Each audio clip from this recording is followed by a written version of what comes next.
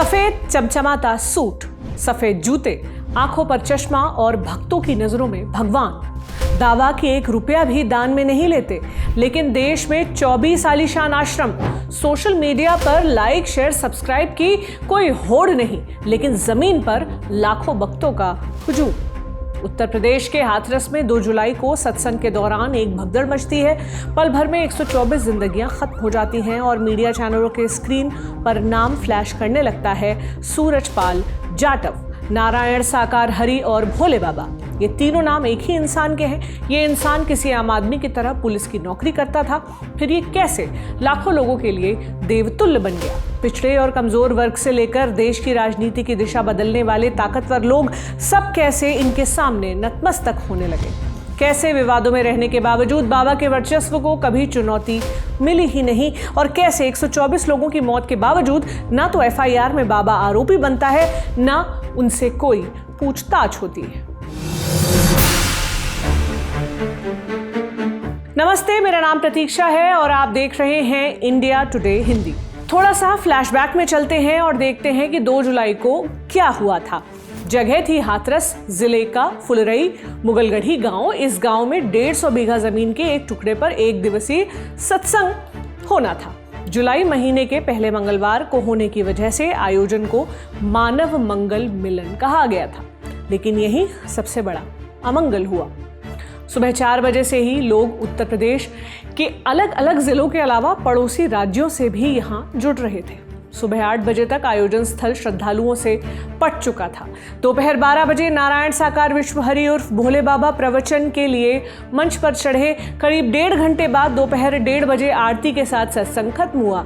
इसके बाद भीड़ सिकंदराराव एटा हाईवे पर जाने लगी। इसी समय बाबा के काफिले को निकालने के लिए सेवादारों ने भीड़ को रोक दिया। बाबा का काफिला भीड़ को चीरते हुए हाईवे की ओर बढ़ने लगा तो लोगों में बाबा के करीब पहुंचने की होड़ मच गई। सेवादारों ने भीड़ को कंट्रोल करने के लिए डंडा दिखाया तो इस होड़ ने भगदड़ की शक्ल ले ली। बरसात के चलते जमीन में फिसलन थी, लोग एक दूसरे के ऊपर गिरने लगे और जो लोग बाहर की ओर भागे वे हाईवे के किनारे गड्ढे में गिर गए। करीब 1 घंटे बाद अफरा तफरी का माहौल शांत हुआ तो सत्संग स्थल शमशान में तब्दील हो चुका था। हालात इतने खराब थे कि शव देखकर ड्यूटी कर रहे एक सिपाही रवि कुमार की हार्ट अटैक से मौत हो गई। देखते देखते 124 लोग मारे गए और 250 से ज्यादा घायल हुए।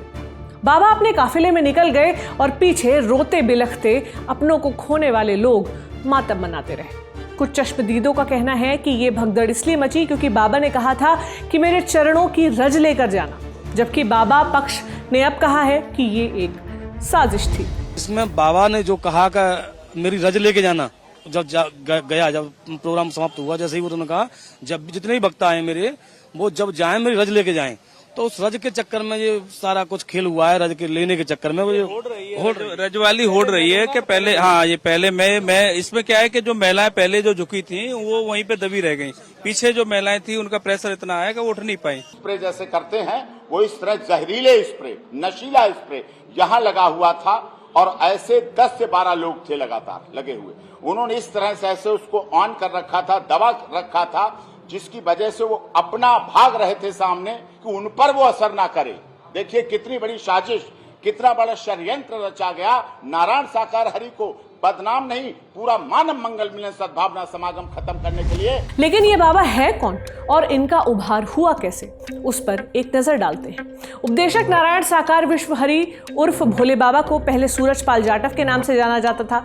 58 साल के सूरजपाल कासगंज जिले के बहादुरनगर गांव के एक दलित परिवार से ताल्लुक रखते हैं। ये जगह हाथरस में हादसे वाली जगह से करीब 65 किलोमीटर दूर है।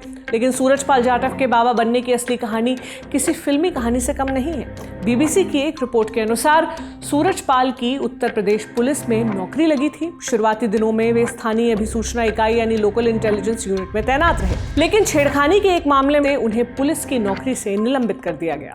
इसके बाद वे पुलिस सेवा से बर्खास्त कर दिए गए।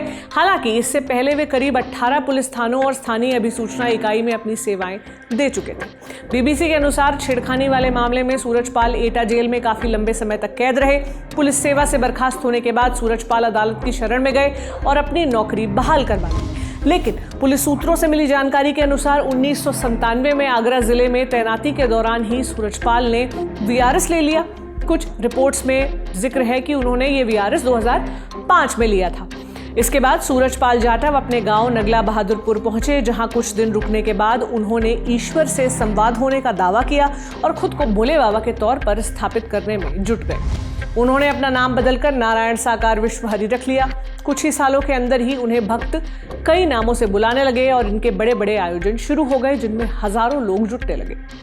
बहादुर नगर गांव के जफर अली बताते हैं कि सूरजपाल का परिवार संपन्न था। सूरजपाल शादीशुदा हैं और उनका कोई बच्चा नहीं है। उनकी पत्नी को माताश्री के नाम से जाना जाता है। सूरजपाल 3 भाइयों में दूसरे नंबर के हैं। उनके बड़े भाई की कुछ साल पहले मौत हो गई, जबकि उनके छोटे भाई राकेश, जो किसान हैं, अभी भी अपने परिवार के साथ गांव में रहते हैं। जफर अली बताते हैं कि बाबा का अपने गांव में आने जाना अब कम रहता है। उनके बारे में दिलचस्प बात यह है कि बाकी धर्म गुरुओं के उलट वे भगवा पोशाक नहीं पहनते, ना ही वे बाकी उपदेशकों की तरह सोशल मीडिया पर काफी सक्रिय हैं। अपने प्रवचनों के दौरान उन्हें अक्सर सफेद सूट और सफेद जूते पहने देखा जाता है, या कभी कभी सफेद टोपी के साथ कुर्ता पैजामा पहने हुए वे दिखते हैं। सूरजपाल ने आगरा से वीआरएस लेने के बाद वहीं से खुद को बाबा बनाने की शुरुआत की, इसलिए आगरा इस पूरी कहानी की सबसे अहम कड़ी है और इसमें एक अहम भूमिका बाबा की जाति की भी है। कहा जाता है कि जाति के चलते ही उन्हें समर्थन जुटाने में मदद मिली।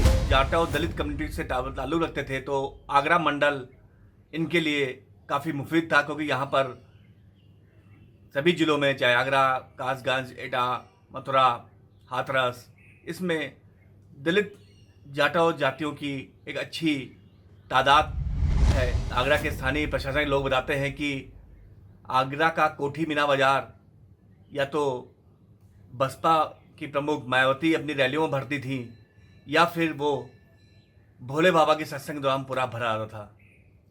इनको धीरे धीरे सभी जातियों का समर्थन भी लगा। जब इनके साथ ओबीसी, दलित जातियाँ आने लगीं, तो अगली जातियों के भी कई लोग इनकी सत्संग में जुटने लगे। वर्ष 2007 में जब यूपी में बीएसपी सरकार बनी और आगरा में इनका काफ़ी प्रभाव था, तो उस प्रभाव का इस्तेमाल करते हुए इन्हें लाल बत्ती की सुरक्षा दी गई। इनके साथ पुलिस वाले इनको स्कॉट करके चलते थे। उसके बाद समाजवादी पार्टी के सरकार बनी, उसमें भी इनका प्रभाव रहा। समाजवादी पार्टी के बड़े नेता इनके सत्संग में शामिल होते थे। ऐसा बताया जाता था कि इटावा में अपनी तैनाती के दौरान ये सपा के जो वरिष्ठ नेता थे उनके काफी संपर्क में आए। अखिलेश यादव सरीखे बड़े नेता नारायण हरि के सत्संग में हाजिरी लगा चुके हैं। बाबा का रसूख धर्म से लेकर राजनीति तक फैला है और उसकी तस्दीक उनकी संपत्ति करती है। बीबीसी के अनुसार वे दान दक्षिणा और चढ़ावा आदि नहीं लेते हैं, लेकिन इसके बावजूद उनके कई आश्रम स्थापित हैं। आज तक की खबर के मुताबिक बाबा के देश भर में 24 आश्रम हैं। इसमें महंगे झूमर से लेकर राजशाही सिंहासन तक कई आलीशान चीजें आपको मिल जाएंगी। पूरे ट्रस्ट की संपत्ति 100 करोड़ रुपए से ज्यादा बताई जाती है।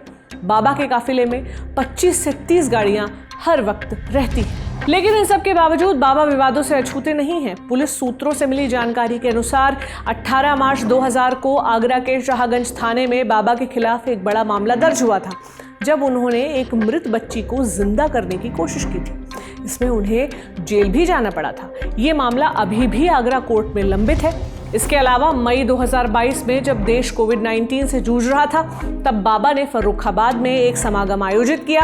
इजाजत 50 लोगों की थी, लेकिन उन्होंने 50,000 से ज्यादा की भीड़ जुटा ली थी। इसके बाद प्रशासन ने आयोजकों के खिलाफ FIR दर्ज की। उनके ट्रस्ट पर कानपुर के बिधनू इलाके में करसुई गांव में 7 बीघा जमीन पर अवैध कब्जा करने के आरोप भी लगे हैं। 2002 में मुकदमा उन पर दर्ज हुआ था।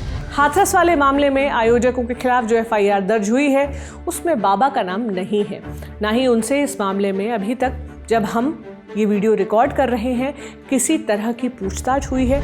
हाथरस में सत्संग वाली जगह का मुख्य सेवादार देव प्रकाश मधुकर घटना का मुख्य आरोपी है। पुलिस ने उसे गिरफ्तार कर लिया है। तो ये थी कहानी भोले बाबा की। लेकिन इस तरह की घटनाओं से न सिर्फ आम आदमी का धर्म और आस्था के प्रति भरोसा टूटता है, बल्कि जान भी जाती है। करीब 6 महीने बाद उत्तर प्रदेश के ही प्रयागराज में महाकुंभ का आयोजन होना है। ऐसे में आने वाले सभी बड़े धार्मिक आयोजन सरकार और प्रशासन के लिए चुनौती बनेंगे। इस पूरे मामले पर आपकी क्या राय है, हमें कमेंट बॉक्स में जरूर बताएं। देखते रहें इंडिया टुडे हिंदी। शुक्रिया। इसी तरह की तसल्ली से भरी हुई एक्सक्लूसिव रिपोर्ट्स देखने के लिए सब्सक्राइब करें इंडिया टुडे हिंदी का यूट्यूब चैनल और बेल आइकन जरूर प्रेस करें ताकि वीडियो अपलोड होते ही आपको खबर हो जाए।